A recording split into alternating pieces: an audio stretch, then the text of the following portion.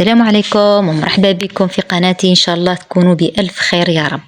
اليوم راح نحضر معكم تحلية بزاف بنينة، نتمنى تشوفوا الفيديو باش تجربوها لرمضان إن شاء الله. نبداو في كسرونة، نحطو 2 كيسان حليب مع 4 مغارف سكر، ونزيدو مغرفة كبيرة نشا ومغرفة كبيرة كاكاو، ونخلطو على نار متوسطة حتى يتقال الخليط. ومن جهة في كؤوس نحطو الكاطو اللي ما فيه الشيكولا، نكسرو ونحطو في الكؤوس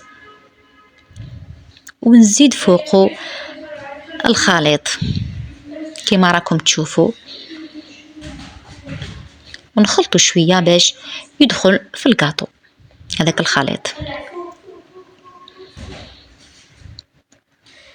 نحطو من جهة ونروح نحضر كريمة الشانتيي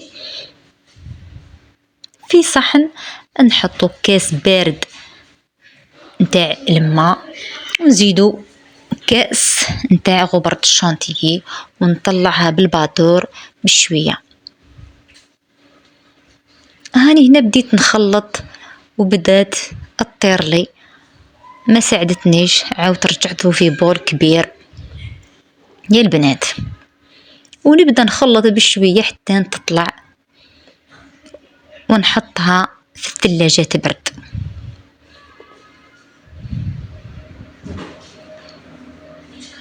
ورحت نحضر الكراميل. هنا في كاسرونه حطيت نص كاس السكر حتى نذاب كامل، وزدتني كاس حليب دافي مع مغرفه نشا، وبديت نخلط حتى نثقل كما راكم تشوفوا. زدت له مغرفه زبده وخليته يبرد حتى الوقت التزيين. ومن جهه جبت موزه قطعتها زدتها فوق الخليط الاول،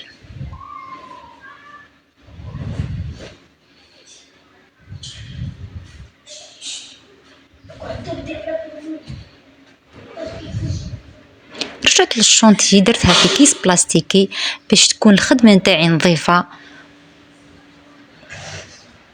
ودرتها في الكؤوس كما راكم تشوفوا معايا.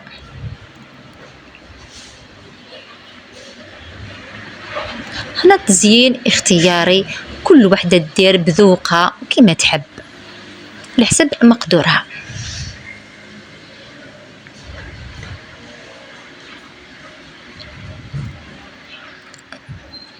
وزدت تاني جبت موزه واحده اخرى ثاني قطعتها وحطيت هذوك الشرائح من فوق، اللي حابه تزيد المكسرات تزيد.